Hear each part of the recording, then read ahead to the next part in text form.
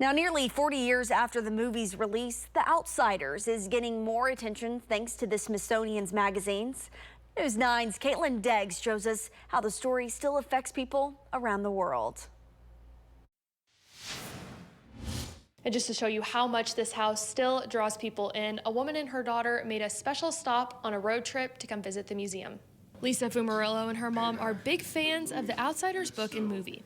Instead of going through Kansas for their road trip, they decided to take a detour and head to Tulsa to see the museum. It was like it was meant to be, you know, I'm passing through and was able to stop here. It was so close, so I had to come and check it out. I didn't even know I was going to be able to come in. I thought I was just going to drive by and take pictures from the outside. The article on the front page of the Smithsonian magazine is titled, S.E. Hinton is tired of talking about the Outsiders. No one else is. Danny Boy O'Connor owns the museum and says it's his passion to keep the movie's legacy alive. I know that she's grown tired of talking about it. I can only imagine, you know, the same subject since you're 15 and a half. But the good news is we have a museum and we'll gladly tell you all about her legacy, the Outsiders. He says what's made the book and movie live on is how it's still relatable to kids after all these years. Come on, Dally.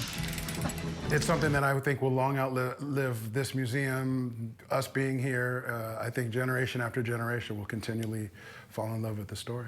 Lisa says she still remembers how much her class connected with the book when they read it 20 years ago.